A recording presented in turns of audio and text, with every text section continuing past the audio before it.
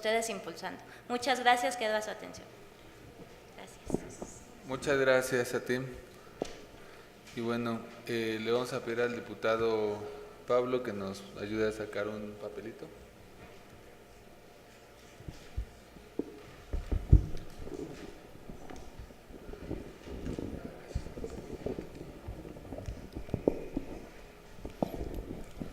Buenas tardes. Buenas tardes. La pregunta que nos hizo la sociedad civil por el medio del micrositio es la siguiente. ¿Qué es el interés público?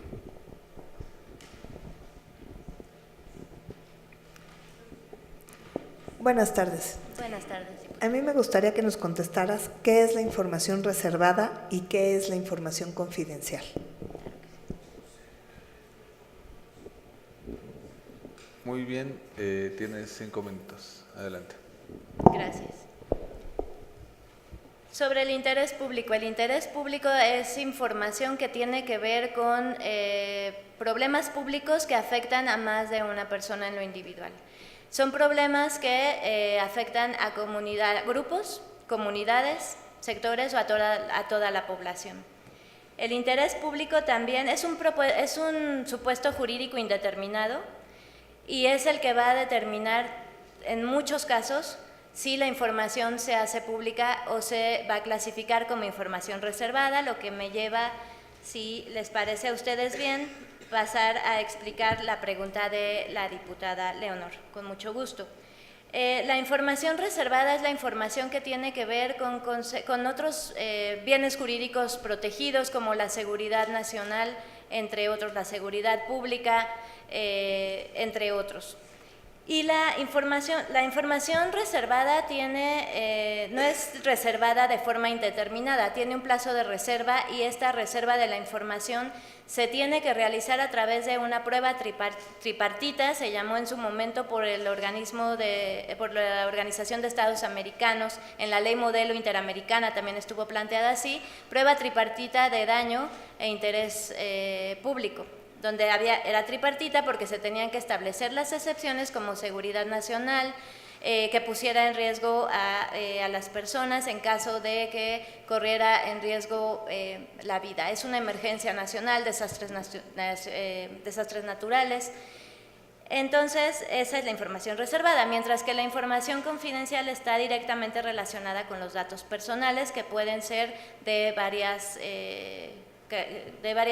categorías, como los datos personales sensibles, que son aquellos correspondientes con información de la salud de las personas, información relacionada con sus preferencias sexuales, con sus preferencias religiosas, con sus preferencias políticas, entre otras. Entonces, el interés público, finalmente, solamente para cerrar con esta parte de las respuestas, y si ustedes no tuvieran otras, que por supuesto yo quedo en espera de eso, el interés público es el que habrá de definir siempre la publicidad de la información y es algo que va a tener que tomar en cuenta el organismo garante para definir la apertura de la información, las políticas de promoción, las políticas de regulación que también están en el interés público. Se relaciona con la transparencia proactiva, por ejemplo, que es un poco más de las obligaciones de transparencia que están establecidas en la ley. Nuestra ley es, como ustedes saben, la ley general, la mejor del mundo, y la ley de la Ciudad de México es todavía más amplia y progresiva porque define un sinnúmero más de principios y también tiene una definición mucho más particular del gobierno abierto. Entonces, hasta aquí sería mi participación. Muy bien, pues muchas gracias. Por nuestra parte sería todo y muy buenas tardes. Muchas gracias a ustedes y buenas Hasta luego. Gracias.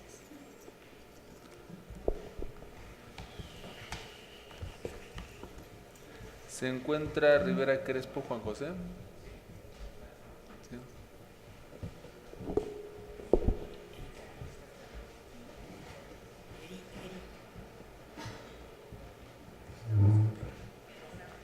Ahí vamos, ¿no? A ver si no vamos a ir temprano. Hola, buenas tardes.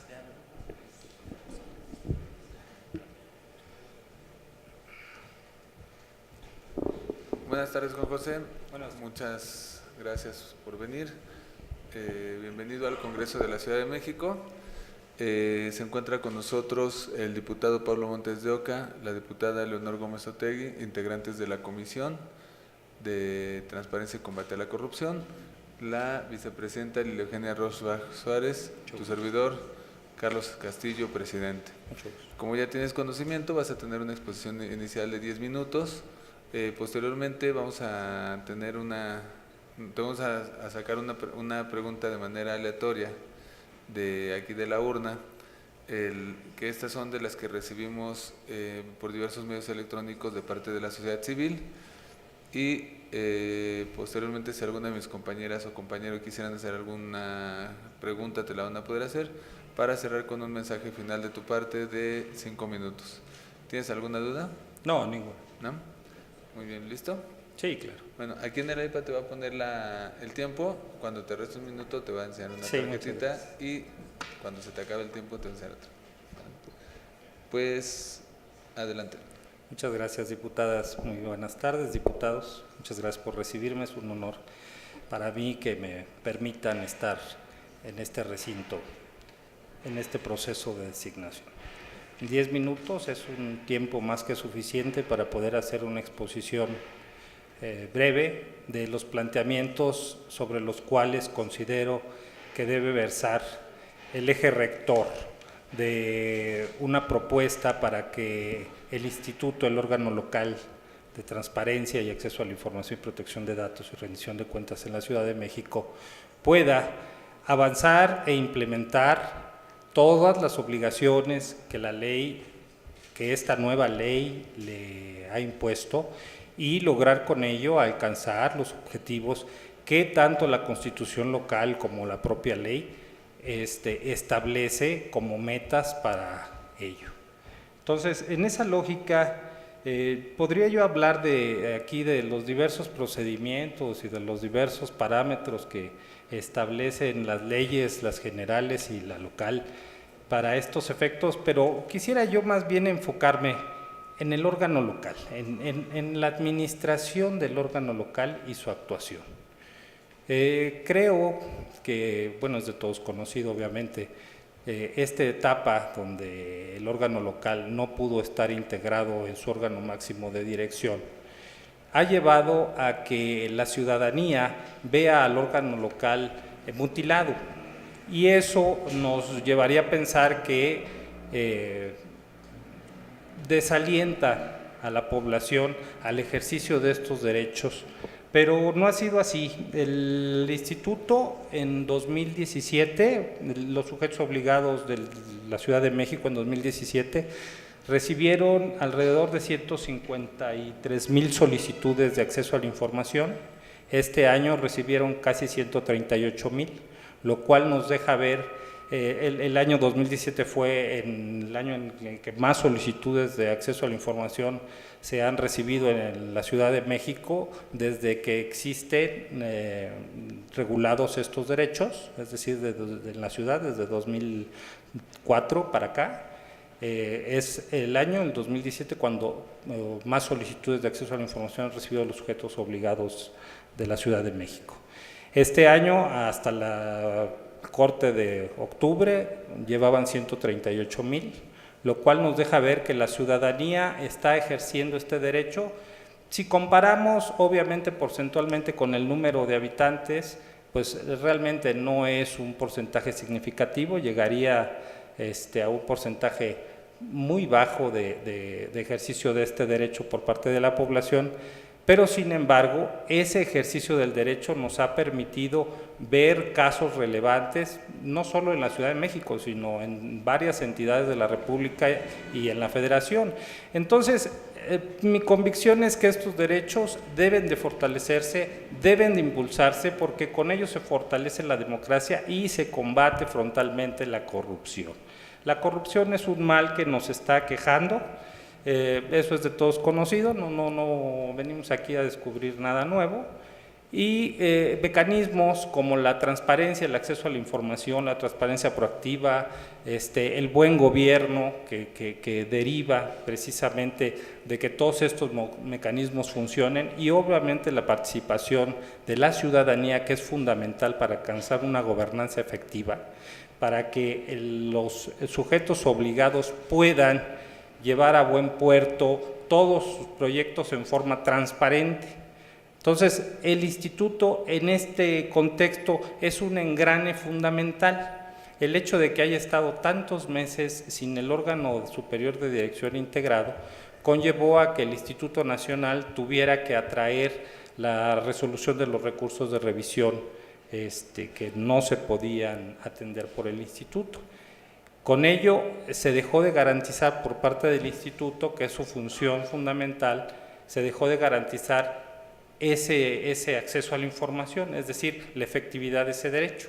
Entonces, ¿a qué nos lleva esto? Si lleva al Instituto Nacional alrededor de 500 recursos resueltos a la fecha, y de esos 500 recursos, 250 ya han sido notificados al órgano garante local, y este órgano garante local es el que da seguimiento a su cumplimiento, pues lo que nos dice es que el índice de recurrencia sigue siendo igual que en 2017, son más o menos el 1.9% el índice de recurrencia del año pasado con relación al actual ejercicio, y entonces nos deja ver que la ciudadanía sí está interesada en que se le respete este derecho.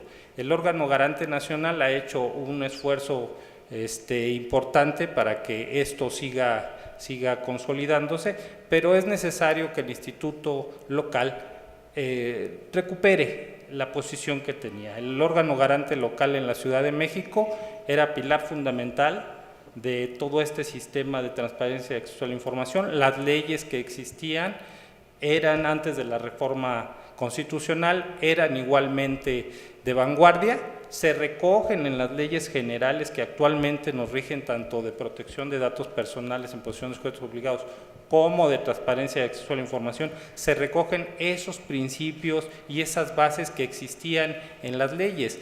La ley que ahora existe de transparencia y acceso a la información pública que se emitió con base en ahora nuestra Constitución de la Ciudad de México, es todavía de mayor vanguardia que las normas federales.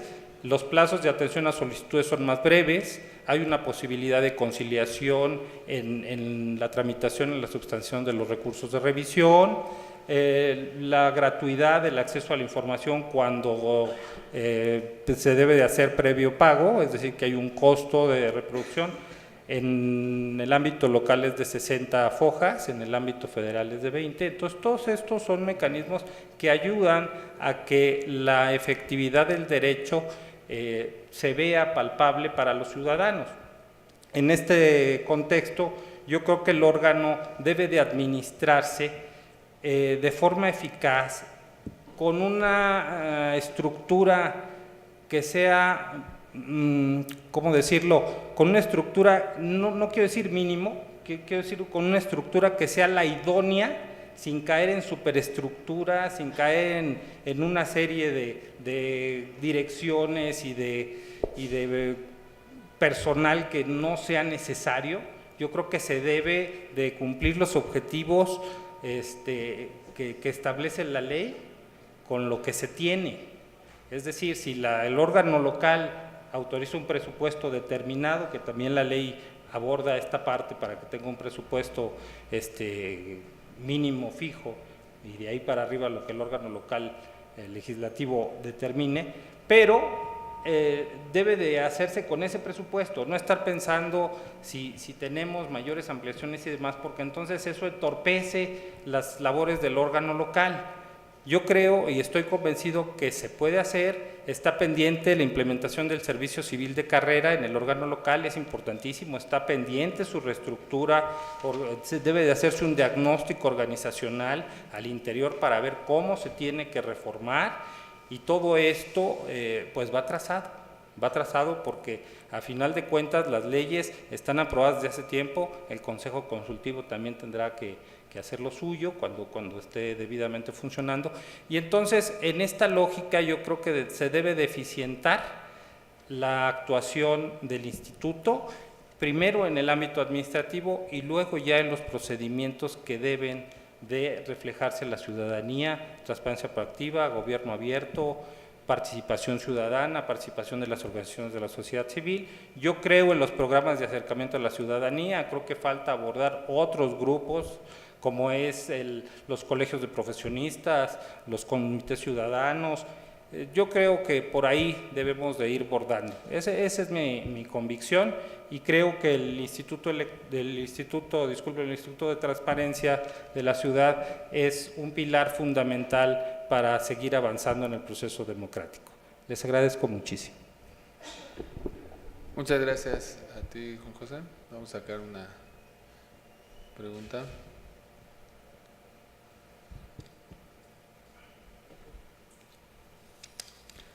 Y bueno, de la ciudadanía en general, la pregunta es: ¿existe alguna forma en que se puedan ejercer los derechos ARCO relacionados con actividades como la videovigilancia? ¿Alguien más? Diputada Leonor. ¿Me podrías decir qué es la prueba de daño?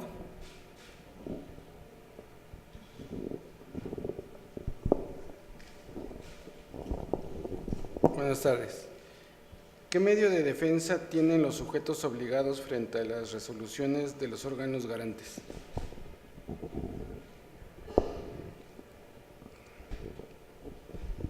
Con todo gusto.